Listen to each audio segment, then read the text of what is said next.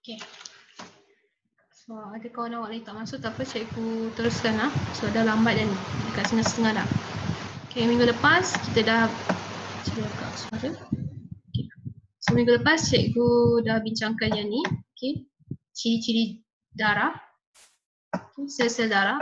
Kemudian kita jawab untuk soalan ni seterusnya. Okay. So nombor 3, darah manusia boleh dibahagi kepada 4 kumpulan. Okay. So namakan kumpulan tersebut. Di atas sini kumpulan. Jadi apakah kumpulan dia?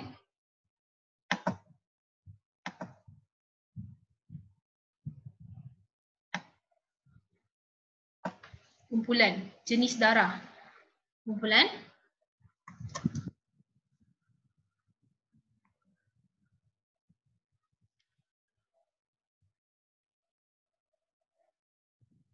A,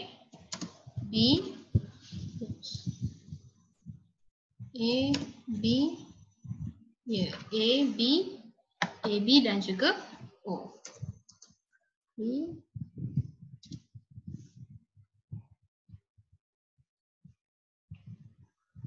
B dan O. Kerana huruf besar semua letak A, B dan O. Huruf besar semua. Okay, ini adalah nama kumpulan tersebut. Okay. Kemudian namakan 2 faktor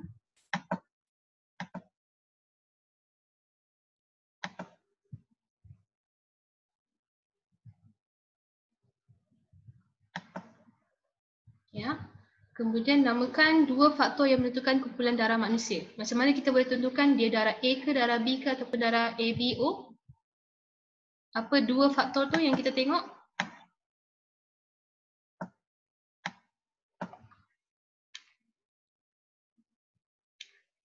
Apa faktor dia? Macam mana awak tahu dia adalah darah A ke, darah B ke ataupun darah O ke? Kita tengok daripada jawapan. Daripada mana?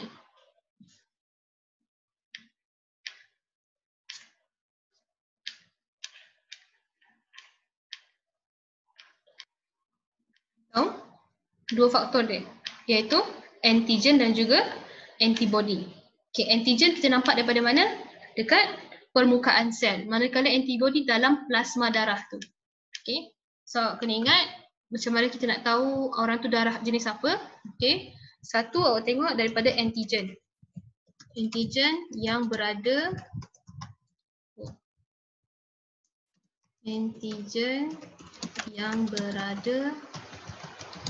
di permukaan sel dan antibody yang ada dalam plasma darah. Okay, dalam plasma darah. Okay, ini adalah 2 faktor yang awak boleh lihat dalam seseorang, iaitu dalam darah dia. Okay. Iaitu antigen dan juga antibody. So kita dapat tahu dia adalah darah apa. Okay, daripada situ. Macam kalau awak pergi derma darah nanti kan, masa tu cikgu pergi derma darah, cikgu tengok dia akan tanya awak darah apa, tapi mesti awak cakap, oh saya tak tahu. Okay, so dia terus akan buat screening kat situ. Ada satu ni macam buku tau, dia akan macam buku, dia akan cucuk awak punya darah, cucuk awak punya jari kat sini. Dia akan keluarkan beberapa titik darah. Kemudian dia akan letak, cikgu tak pasti apa dia letak, antara iodin ke apa. Dia akan pusing-pusingkan darah tu campur dengan larutan tu. Kemudian nanti dia akan tengok apa yang ada dekat darah awak tu. Adakah warna dia ke ataupun bentuk dalam darah tu dia akan berubah.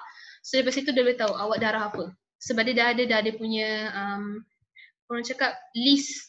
Kalau macam apa jadi pada bentuk darah ni, apa jadi pada warna darah ni, kalau dia warna tu, dia adalah darah A macam tu. Okay, macam cikgu first, cikgu pergi derma darah, cikgu tak tahu cikgu darah apa. So dia buat je screening kat situ, dia tahu, oh awak darah O macam tu. Okay. So daripada situ kita boleh tahulah jenis darah. Okay. Sebab dia boleh nampak dari permukaan sel dan juga antibody dalam plasma darah tu. Plasma darah tu dalam plasma darah awak. Okay.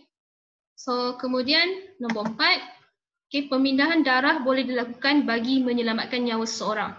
Okay, nyatakan keadaan yang mungkin menyebabkan pemindahan darah dilakukan. Okay, apa contoh-contoh orang yang boleh kita bagikan darah? So dia boleh kita dermakan darah kepada dia.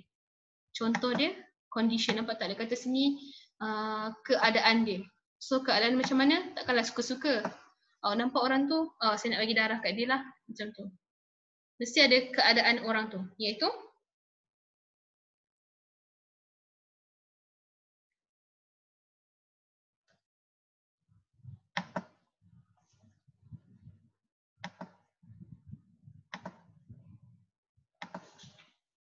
apa?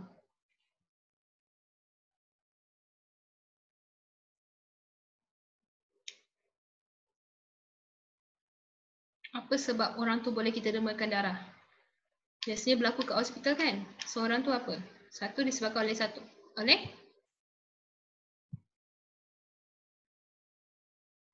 Okey, disebabkan oleh penyakit. Itulah penyakit. Contoh orang tu ada penyakit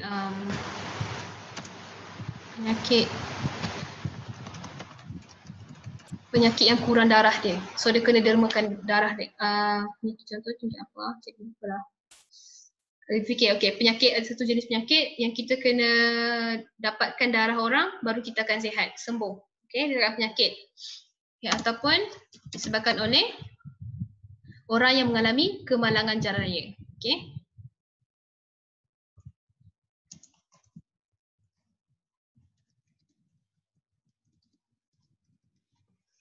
So ni pun adalah disebabkan oleh orang yang akan kita dermakan darah. Okey, keadaan orang tu. Satu kemalangan jalan raya, satu lagi penyakit lah. Okay, sebab biasa orang kemalangan jalan raya ni dia akan habis, macam mana darah dia akan banyak keluar. Kan sebabkan tu dia kena terima darah daripada orang lah. Okay. So cikgu pergi soalan seterusnya sudah?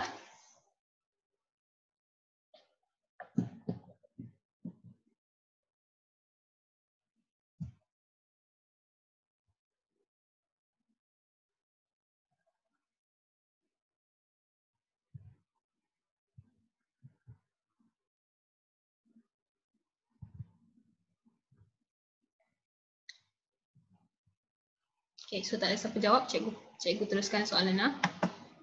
Okay, so soalan seterusnya B. Dengan menggunakan anak panah, okay, padankan penderma darah dan penerimanya. Okay, sekarang ni A boleh derma darah kepada siapa? A. Okay. A boleh derma darah kepada A. Okay. Lagi?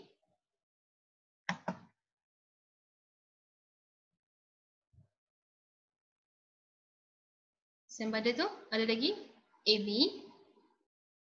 AB. Okay, boleh. AB. Okay. Lagi?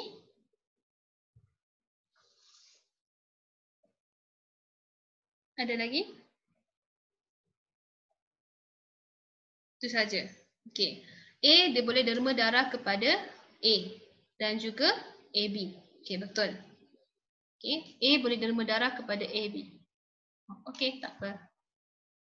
Cikgu teruskan soalan ni ya. Nazwin. Okay, so A boleh derma kepada A dan juga A boleh derma kepada AB. Okay, penerima dia. Kerana A ada antigen. Antigen apa? Antigen A. So sebabkan tu ini dia ada antibody A. Antigen B. Cikgu nak cakap B, saya cakap A. Okay, dia ada antigen B. Sebabkan tu A dan juga AB dia boleh dermakan. Okay. Antigen A lah, bukan antigen A ke?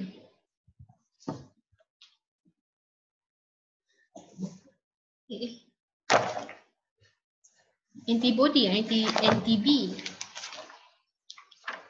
kan?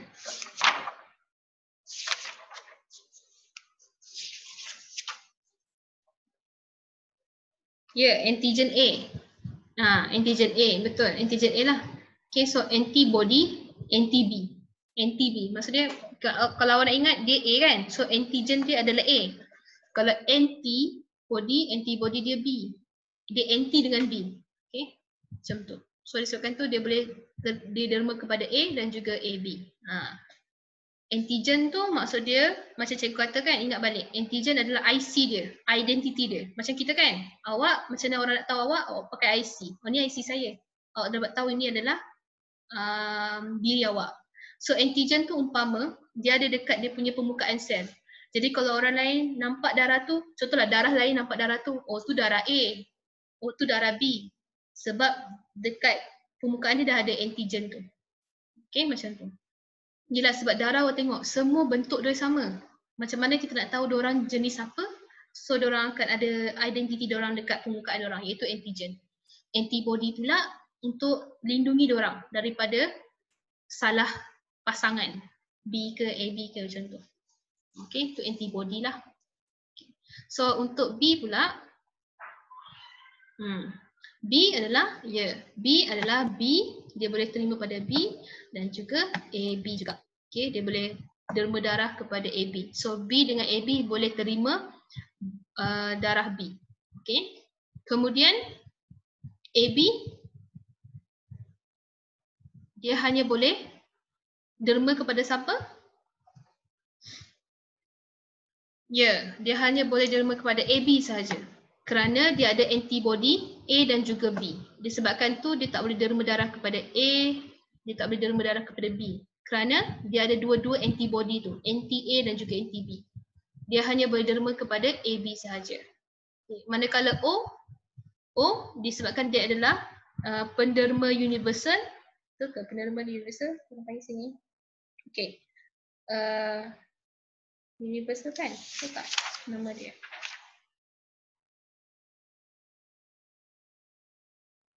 Ya, O untuk semua, betul. Sini dia panggil.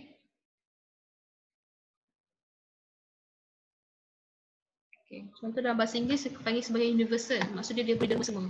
Dia boleh derma A, dia boleh derma B, okay. Dia boleh derma AB dan juga dia boleh derma kepada O. Semua. Okay, jawapan dia. Okay, so beruntunglah orang yang AB sebab dia boleh terima semua darah. Orang boleh derma kat dia, tapi dia tak boleh derma kat orang. Okay, tapi O kesian. Dia kena derma, dia kena terima O sahaja. Macam cikgu lah. Kalau cikgu kurang darah, cikgu akan cari family cikgu. Cikgu minta darah kat diorang balik. Sebab diorang O, mesti salah satu daripada diorang adalah O. Okay. Sebab O susah. O hanya O saja. Okay. Oh, awak O? Bagus lah. Nanti kalau ni cikgu minta kat awak. Okay. So sekarang ni 4B. Kumpulan darah manakah merupakan penderma universal? Betul lah universal. Okay, so terangkan. So tadi cikgu dah baru je bagi tahu awak universal, penderma. So dia boleh derma kepada semua orang. Okay, so penderma universal adalah darah O. Kerana yang ni antibody dengan antigen tu main peranan. Okay, awak terangkan macam tu. Okay, jadi kalau awak terangkan ni, awak kena bagi tahu pasal antigen dan juga antibody. Okay, kalau terangkan ni. Jadi jawapan dia awak kena kata, darah ada antigen tak? Ya, dia tiada antigen. Betul. Darah dia tak ada antigen. Darah O dia tak ada antigen. Okay, sebabkan tu O boleh derma kepada semua. Jadi awak kata sini, kerana darah O tiada antigen. Okay. Antigen, sebab itu Ia boleh derma kepada semua kumpulan darah. Okay, terangkan macam tu. Sebab sekarang ni dia kata penderma universal. Jadi kita kena gunakan antigen. Sebab dia tak ada maklumat. Darah O tak ada maklumat tentang diri dia. Jadi sebab tu dia boleh pergi kat semua orang. Dia tak resist lah macam tu. So dia boleh pergi kat semua orang. Okay, macam darah A, O, penderma universal. Universal tu maksud dia semua. Seluruh. Universal. Macam kita lah dunia ni universal. Okay, universal kan kita panggil sebagai alam kan. Dunia. Jadi kalau kata penderma universal maksudnya dia boleh bagi derma kepada semua. Nampak tak O ni? O dia berderma pada A, B, AB dan juga O juga. So semua ni boleh terima darah O. Tu maksud dia penderma universal. Okay. Kalau salah masuk akan jadi penggumpalan. Penggumpalan. So darah orang tu akan jadi beku. Dan orang tu boleh matilah. Okay. Boleh? Okay, so ini maksud dia darah penderma universal adalah orang darah tu iaitu O tiada antigen. Dia tak ada identiti dia. Jadi dia boleh masuk pada semua orang. Okay, so bila awak explain, awak terangkan kena letak ni, tiada antigen. Sebab tu dia boleh derma kepada semua kumpulan darah. Okay. Apa tu maksud penderma universal? Cikgu ulang sekali lagi. Maksud dia yang ni lah. Darah O, penderma universal maksud dia boleh derma kepada semua. Itu maksud penderma universal. Okay. Alright. Okay, cikgu pergi seterusnya. Soalan seterusnya.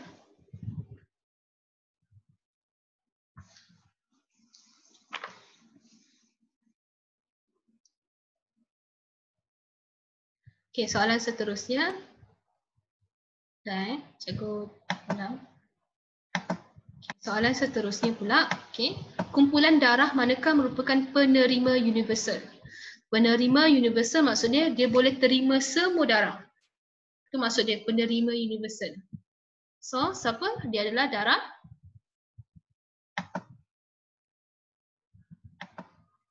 apa?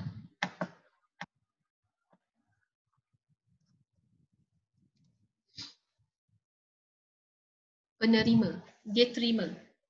Receive. AB. Yes, AB. O, penderma. Ini penerima, dapat. Penerima, get back. So, penerima adalah universal. Penerima universal adalah darah AB lah. Sebab dia boleh terima semua. Kenapa dia boleh terima semua? Kerana dia tiada antibody. Macam tu. Sebabkan tu dia boleh terima semua. Okay, cara jawab tu macam tu. Darah AB kerana tidak mempunyai antibody. Oleh itu, dia boleh menerima semua kumpulan darah. Okay. Okay, itu sebab dia. So ingat penderma universal darah O. Sebab dia tiada antigen. Manakala penerima universal darah AB. Kerana dia tiada antibody. So siapa yang nak derma darah pada dia, antibody tak ada. So darah tu boleh terima semua orang. Semua jenis darah, kumpulan darah. Ya. Yeah. Antigen, antibody tak sama. Macam tadi cikgu kata antigen kan? Antigen identiti kita. Pengenalan. IC lah macam IC. Tapi antibody tu maksudnya macam kita punya bodyguard. Bodyguard. So macam okay, dia tengok awak ada NTA, so tak boleh masuk sebab dia pun ada NTA macam tu. Antibody tu maksudnya macam bodyguard ataupun awak punya resistant untuk dapat penyakit tu, tahan. Macam tu lah antibody maksud dia. Tapi cikgu rasa awak ingat macam tu lah, antibody macam bodyguard.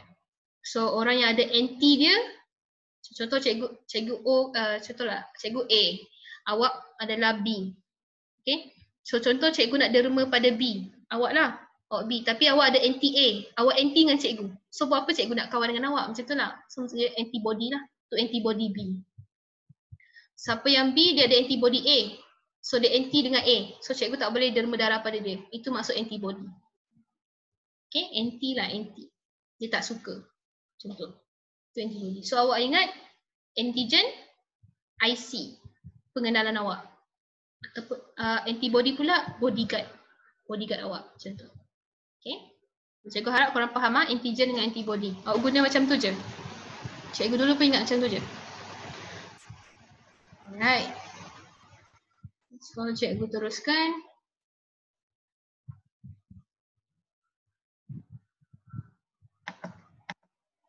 Okay, soalan seterusnya. Okay. Aminah telah kehilangan banyak darah sebab keguguran. Okay. Doktor telah mengenal pasti darah dia adalah O. Jadi namakan kumpulan darah yang sesuai diterima oleh Aminah. Darah jenis apa?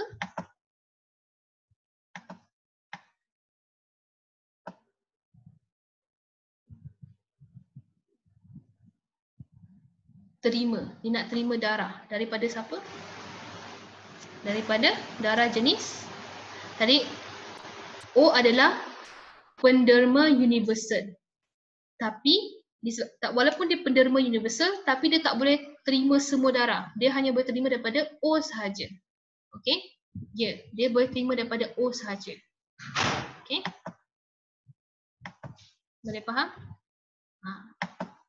Okey, nanti Vanessa you tengok balik. Okey? Kenapa jawapan dia O? Dia maksud dia terima O. O hanya boleh terima O saja. Kenapa? Sebab O kan tadi dia tak ada identiti satu. Tapi dia ada antibody. Dia ada anti A dengan anti B. Sebabkan tu darah jenis A tak boleh derma kat O sebab dia ada anti B. Okay, lepas tu anti A. Lepas tu pula betul lah anti B. Okay, lepas tu sebab darah A dia ada antibody B. Okay, so sebabkan tu O dia tak boleh terima sebab dia ada antibody B. Manakala untuk darah A pun dia tak boleh, darah B pun tak boleh terima sebab dia ada anti B. Nanti tengok balik. Okay, so ni nama kumpulan dia adalah darah O. Okay, awak tengok balik nanti. Ya, cikgu tahu mesti ada orang akan keliru juga soalan ni. So apa yang awak perlu buat, awak tengok balik. Kaji balik. Okay. So sekarang ni ini pula nyatakan dan terangkan. Okay, kenapa? Contohlah. Okay, contohlah darah A salah masuk dalam badan dia. Jadi akan berlaku apa kepada badan dia. Tadi cikgu baru je bagi tahu. Dia akan ada penggumpalan. Okay, penggumpalan. Penggumpalan darah. Tapi nama proses tu adalah apa nama dia? Apa nama dia? Penggumpalan nama proses kan?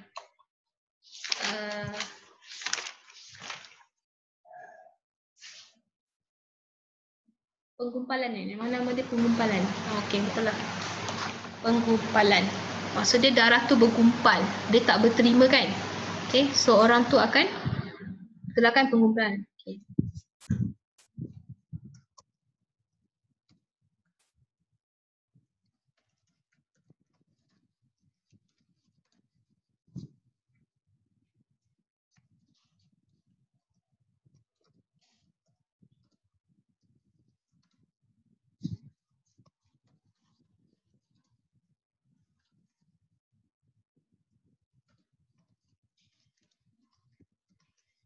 Sebabkan dia jadi bergumpal, dia jadi solid, dia jadi pepejal, dia tak boleh jadi cecair dah.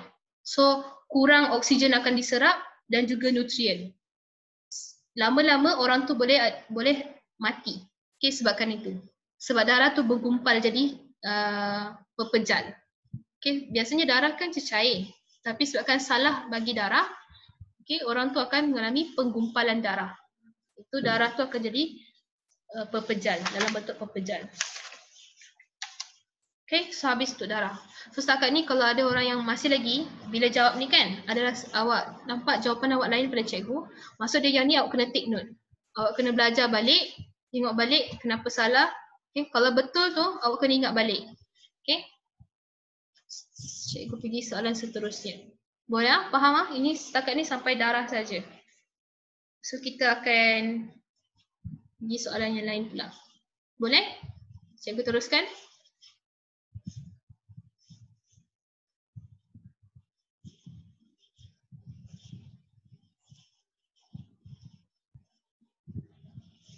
Okey, cikgu teruskan. Okey. Kita ada ini. Untuk eksperimen ni kena ada semua orang untuk isi. Apa ini eksperimen lain lah. Cikgu teruskan. Subtopik seterusnya adalah pengangkutan dalam tumbuhan. Okey, pengangkutan dalam tumbuhan. Okey, ingat balik pengangkutan dalam tumbuhan, transpirasi dan juga gutasi. Okay, ada dua proses iaitu transpirasi dan juga gutasi lah. Okay. So dekat sini, okay, cikgu besarkan supaya nampak. Okay, nampak sini namakan bahan W. Okay. Bahan W ni yang diserap oleh akar dan kemudian akan dikeluarkan daripada daun. So apakah nama bahan W? Apa yang diserap oleh akar dan dikeluarkan melalui daun?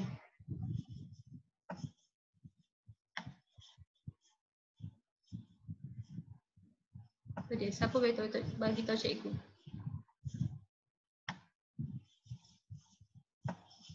Dia adalah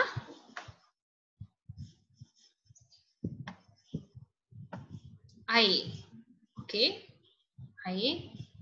Maksudnya kata air, Alif kata air. Okey. Betul tak air? Ya, betul. Okey.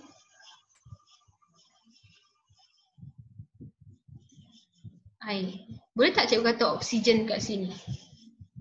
Akar serap oksigen tak?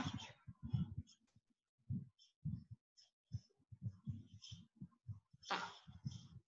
Sebenarnya akar pun serap oksigen. Kenapa dia serap oksigen? Boleh? Dia boleh serap oksigen. Akar akan serap oksigen dan juga air. Juga dia akan serap juga mineral. Okey, mineral. Bahan-bahan mineral lah. So kat sini cikgu boleh terima 2. Tapi kan kalau air, W tak keluarkan air, dia keluarkan wap air. Sama ke juga?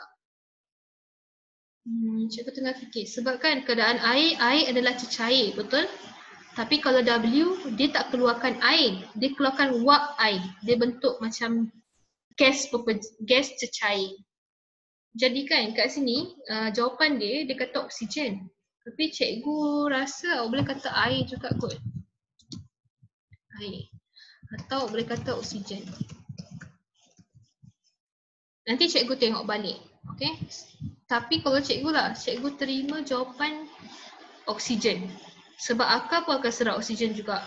Dan daun akan mengeluarkan oksigen. Tapi kalau awak kata air, memang akar akan serap air. Tapi daun dia keluarkan wap air. Dia tak keluarkan air. Tapi gutasi tu pun air juga kan? Okey lah, boleh lah. Cikgu terima 2. Air ataupun oksigen. Sebab gutasi pun keluarkan air juga. Betul lah. Okey, cikgu terima 2. Cikgu terima air dan juga oksigen. Okey, so sekarang ni proses X adalah transpirasi. Okey, terangkan maksud transpirasi. Okey, kat sini. Ini main peranan. Apa maksud transpirasi?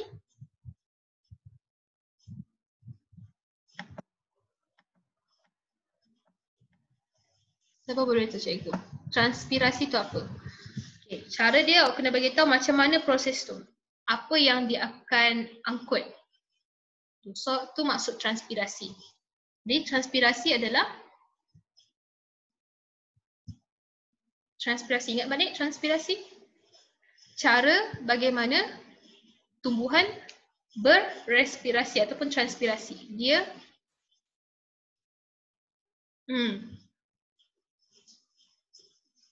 okey, betul. Penyejatan. Okey, betul.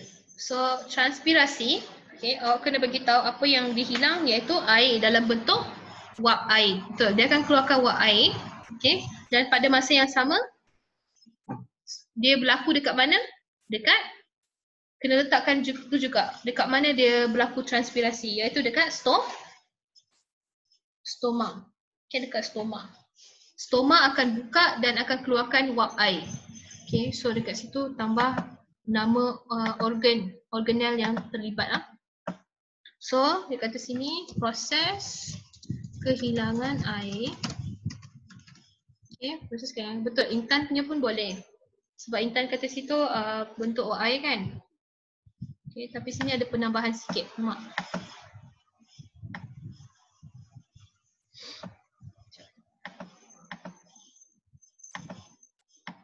Kena bagi tahu dekat mana berlakunya proses ni. Proses kehilangan air dalam bentuk air dari daun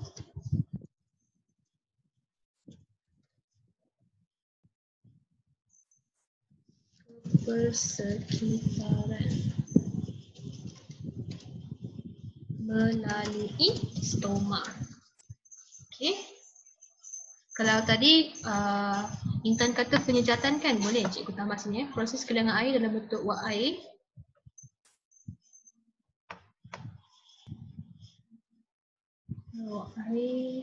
melalui penyejatan. Sekitaran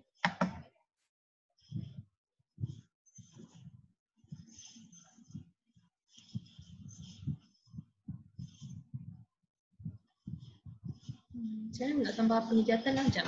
Proses kehilangan air dalam bentuk wap air dari daun ke daun. Tapi ini ke persekitaran stoma. Okey, bolehlah. Kalau awak tak nak letak ke persekitaran ni, awak tukar kepada jawapan Intan tadi. Jawapan Intan.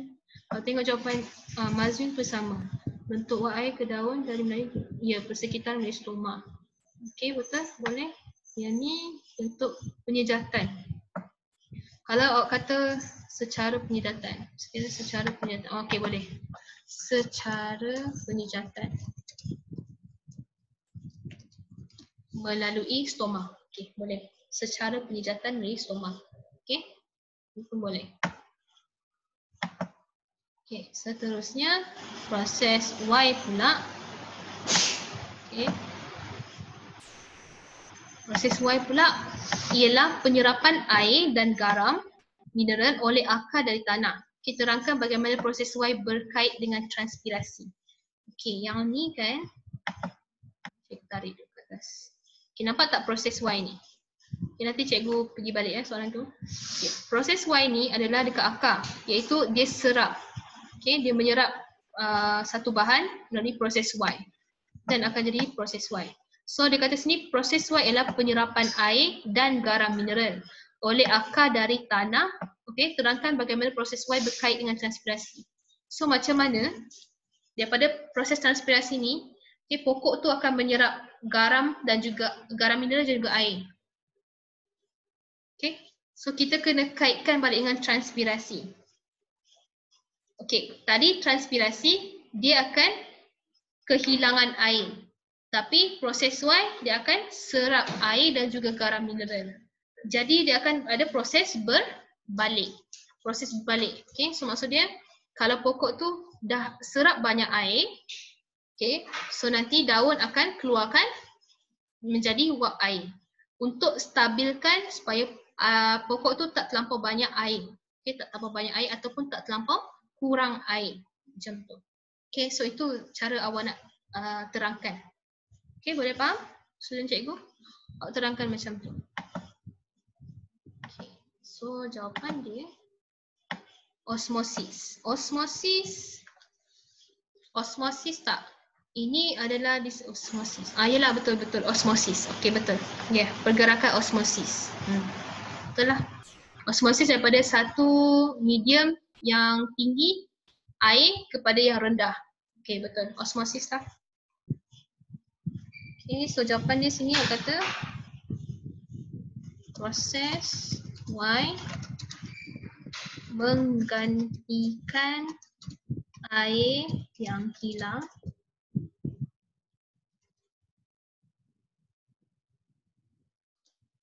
melalui proses transpirasi.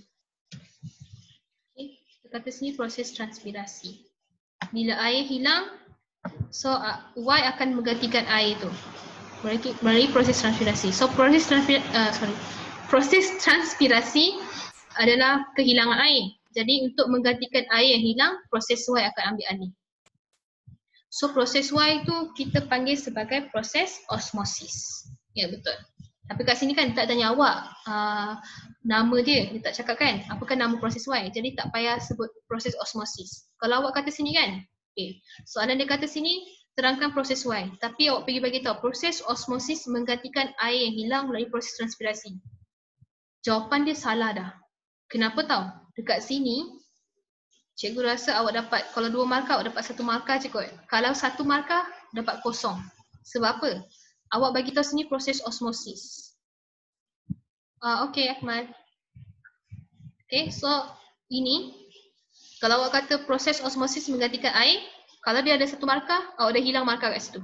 Sebab dia tak tanya awak apa tu maksud proses osmosis. Okay. Jadi dia tanya awak sini proses Y. Jadi kena mention sini proses Y saja. Jangan tulis osmosis.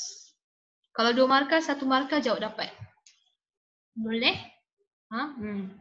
So cikgu kata sains ni dia particular sikit. Kena baca soalan tu betul-betul.